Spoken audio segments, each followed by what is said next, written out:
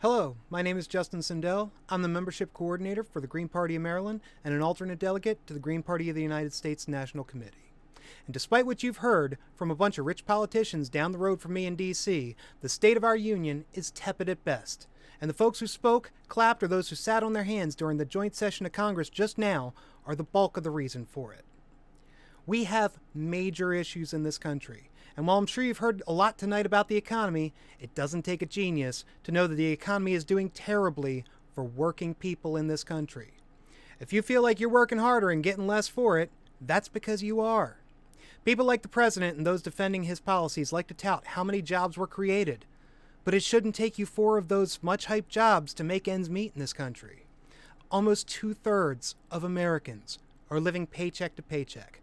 This is not only immoral, it's unsustainable. The super rich cannot continue to starve the working class into submission. The top 1% of people worldwide have accumulated 63% of all new wealth created since 2020, according to Oxfam. Imagine if they got the 37% instead, and the 63% went to those who labored for their keep. The president also mentioned the Inflation Reduction Act.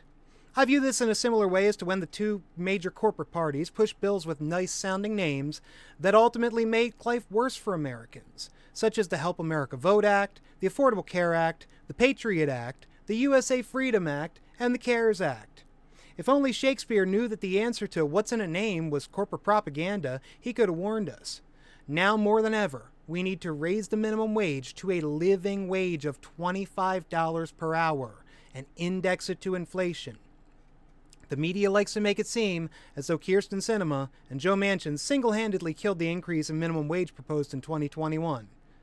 But they had help. They had 6 other Democrat senators, including the 2 senators from the president's home state of Delaware, voting with them. Inflation, and at least this inflation, has been driven by corporate greed. And you should check the payroll of anyone who says otherwise and find out who's signing their checks. And speaking of signing checks and corporate greed, the push to union bust by corporations such as Starbucks and Trader Joe's, and the continued drop of American union membership in the wake of record corporate profits should stick in everyone's craw the way it sticks in mine. We need to pass card check, we need to repeal the Taft-Hartley Act of 1947, and we need to call for the first legal general strike in this country in almost 75 years. Experts are now reporting that there's going to be a return to $4 gas in the summer ahead, with minimal plans at best to build or restore this country's once hulking rail infrastructure into something to be proud of once again. Softening the blow for Americans means ensuring that they can choose to leave their cars at home in the vast majority of this country. Most Americans just can't afford electric vehicles. A quick view on CarMax will show you the lowest cost model of an electric vehicle is $10,000. And our environment just can't afford the massive lithium mining operations necessary, nor the strain on our power grid. When 71% of all emissions come from 100 companies, most of whom are in the business of resource extraction, the push for net zero emissions by 2030 has got to start cracking down on the corporate world first and not go after struggling families' pockets. We need true public ownership of the rail lines in this country, and we might not have awful situations play out like the train derailment, forced evacuation, and controlled explosion of toxic gas in East Palestine, Ohio. The state of our union is tepid too, because of concerns of COVID-19, an overall lack of health care, and a lack of proper focus on technologies that we know work. The rich folks that went to Davos as part of the World Economic Forum had portable HEPA filters in their interview rooms. How come our schools and offices haven't been fitted with similar filtration systems? And worse, how come some of them were and they got shut off after 2021? Americans are spending the most among OECD countries for the worst healthcare results. It bothers me that every single other OECD country, except for New Zealand, has banned direct-to-consumer pharmaceutical ads.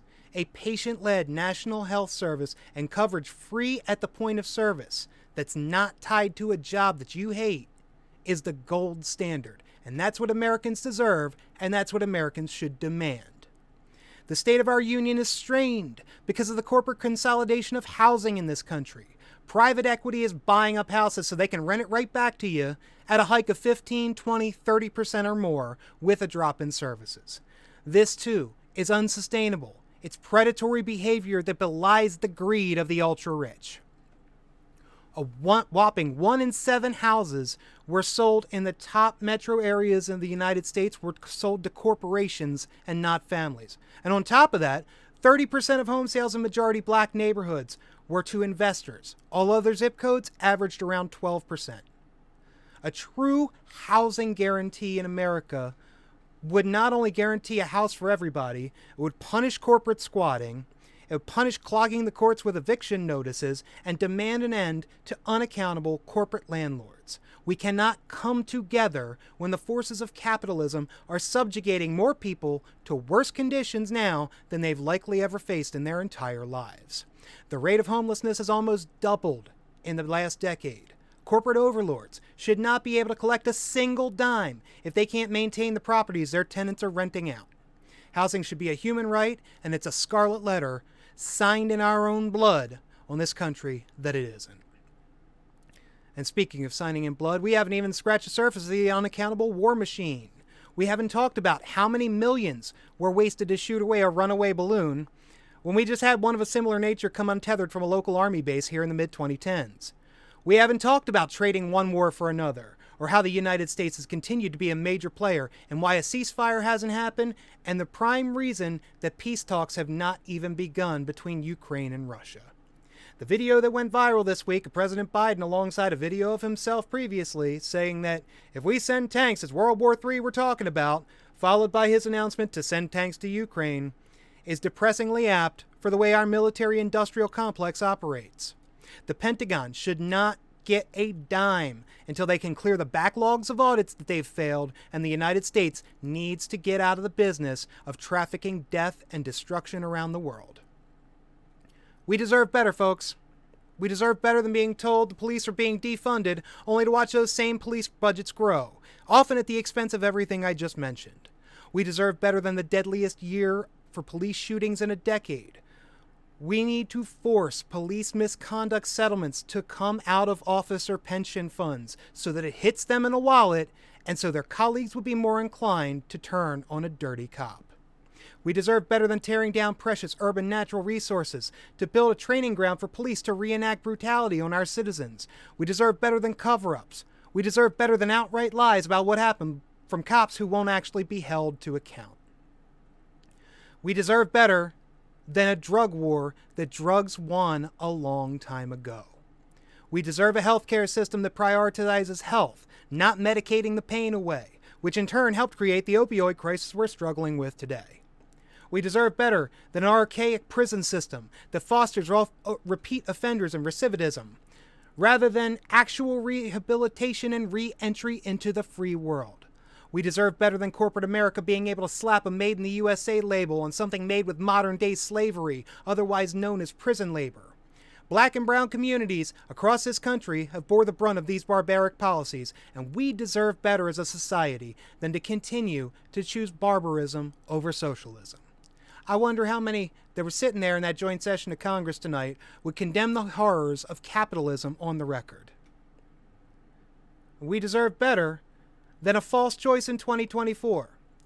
We deserve better than two parties that have teamed up to empty America's coffers and leave us to foot the bill in increased austerity and a decreased way of life. We deserve a future for working class children to believe they can thrive here, and that their best bet for advancing in this life isn't to find a way out of this country and into one with a decent social safety net.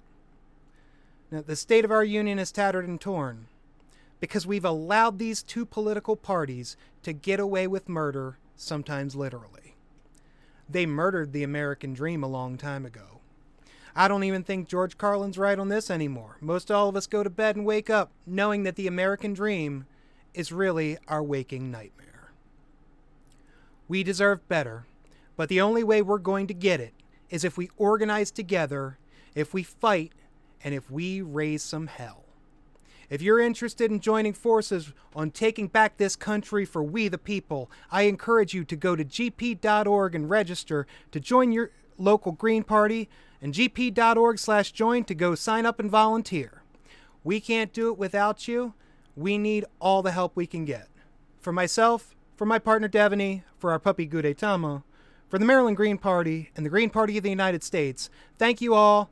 Let's get to work. And by the way, stop Cop City. Thank you.